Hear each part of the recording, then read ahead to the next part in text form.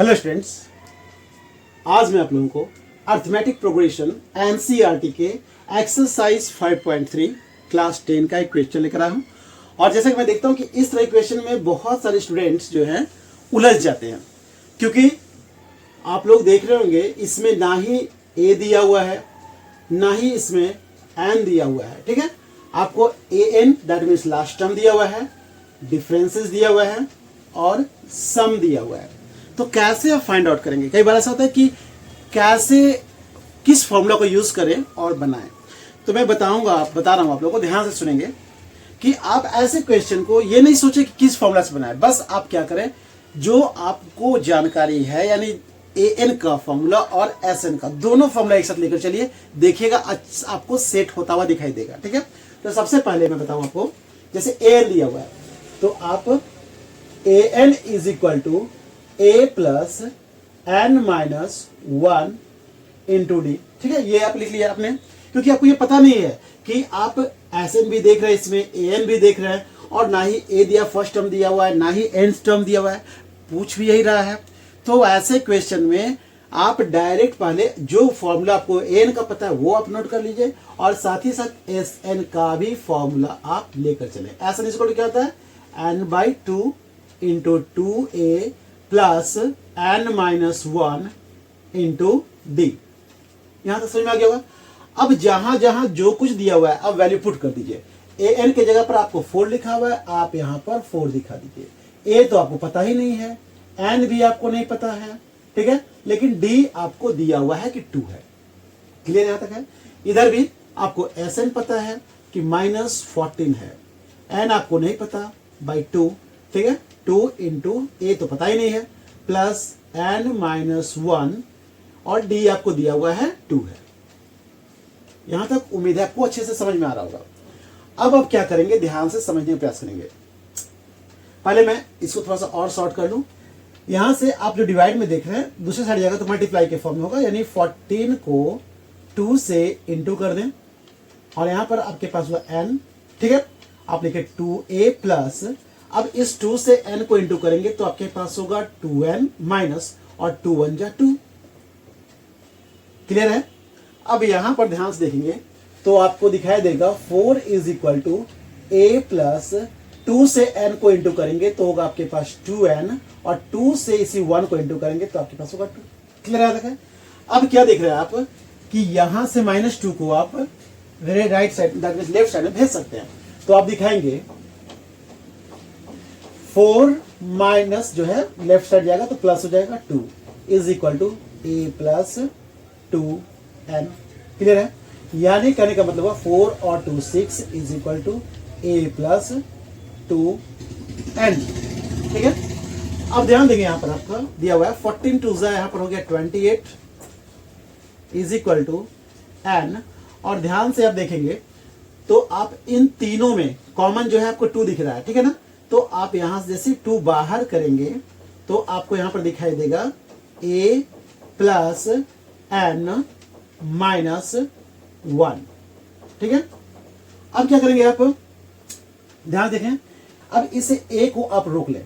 ठीक है, इसे आप और लिख करके आप a को रोक लेंगे तो क्या होगा, a plus 2n is equal to 6, और जिसमें कि मैंने कहा कि a को यदि आप रोक लें since a plus 2n is equal to 6, so a is equal to क्या हो जाएगा आपके पास 6 माइनस 2n। ठीक है, अब मैं बताना चाह रहा हूं, जो बात ध्यान सुनेंगे, a का जो वैल्यू आपका है यहां पर a के प्लेस में पुट कर दें। ठीक है ना, तो आप लिख सकते हैं put a is equal to 6 minus 2n, जैसा कि आपने फाइंड आउट किया है। तो आप लिखेंगे -28 इज इक्वल टू 2n, और a के प्लेस पर क्या लिखना है 6 माइनस 2n। ठीक है, a के प्लेस पर, और यहां पर प्लस n माइनस 1 दिया हुआ है। क्लियर है, तो लिखेंगे -28 इज इक्वल टू 2n, 6 और 1 मिलकर कितना हो गया, सॉरी 6 में से 1 लेस करेंगे हो जाएगा आपके पास 5, 2n में से 1n लेस करेंगे तो आपके पास बचेगा 1n। आप ध्यान देखिए, आपके पास क्या है, आपके पास है 2n, अब इस 2n से 5 को इंटू करेंगे तो आपके पास हो जाएगा 10n। ठीक है, और 2n से इस n को इंटू करेंगे तो हो जाएगा आपके पास 2n स्क्वायर, ठीक है। और साथ ही साथ इस -28 को यदि राइट साइड में ले जाए तो आपके पास हो जाएगा +28 हो गया इज इक्वल टू 0। अब ध्यान से देखें तो आपके पास सब में कॉमन 2 है, तो जैसे 2 आप कॉमन लेंगे तो आपके पास होगा 5n और साथ ही साथ यहाँ पर होगा n स्क्वायर और यहाँ पर हो जाएगा आपके पास +14, ठीक है, इज इक्वल टू 0, ठीक है। अब क्या करेंगे, आप इस 2 को राइट साइड भेजेंगे तो 0 हो जाएगा, यानी आप लिख सकते हैं 5n minus n square plus 14 is equal to 0, ठीक है। तो ध्यान देंगे आप। अब क्या करेंगे, ध्यान से देखिए, इसे आप लिख सकते हैं n square minus n square plus 5n और प्लस 14 इज इक्वल टू 0, ठीक है। यदि माइनस आप कॉमन ले ले, डायरेक्ट आप दिखा सकते हैं कि यदि माइनस कॉमन ले ले तो आपके पास हो जाएगा n स्क्वायर माइनस 5n और माइनस 14, ठीक है, इज इक्वल टू 0। तो ये माइनस जो है आपका राइट साइड चला जाएगा तो आपके पास दिखाई देगा n square minus 5n minus 14, clear है। अब क्या करेंगे, मिडिल टर्म स्प्लिट इसी का निकालेंगे, यानी n स्क्वायर दिया हुआ आपको n square minus 5n minus 14, ठीक है। तो इस 14 जैसा कि मैंने बताया था कि लास्ट और फर्स्ट, तो फर्स्ट में कुछ नहीं हिडन दिया हुआ, छिपा हुआ 1 है यहाँ पर, तो 1 को 14 से आप इंटू करेंगे तो 14 होगा। फिर 14 का आप एलसीएम निकालेंगे तो 2 7 जा 14 होगा। फिर इस 7 में से 2 को यदि आप लेस करेंगे तो आपके पास क्या दिख रहा है, एक माइनस में एक प्लस में, आप ऐसे भी लिख सकते हैं या फिर ऐसे भी दिखा सकते हैं, ठीक है। तो आपके पास क्या आएगा -5, ठीक है। तो दोनों में से आप किसी एक को आप वहां पर पुट कर दीजिए, सेम आंसर आएगा। तो पहले मैं लिख रहा हूं इसे n स्क्वायर और साथ ही साथ माइनस 7n प्लस 2n और माइनस 14, ठीक है। तो आप इसे दिखाएंगे, इन दोनों में कॉमन आपके पास n है तो क्या बचेगा आपके पास n माइनस 7, ठीक है। इन दोनों में कॉमन 2 दिख रहा होगा तो बचेगा आपके पास n माइनस, है ना, 2 से 2 कैंसिल हो जाएगा, n बचेगा और 2 से 14।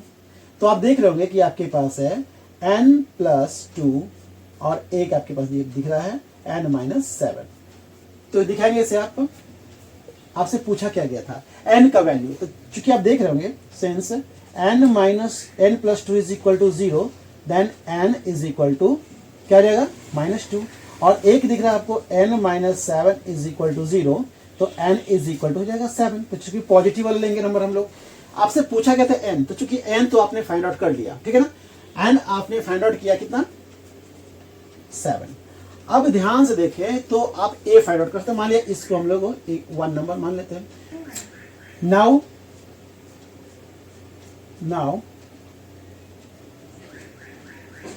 Put n is equal to 7 इस फर्स्ट वाले इक्वेशन में सेट कर देते हैं।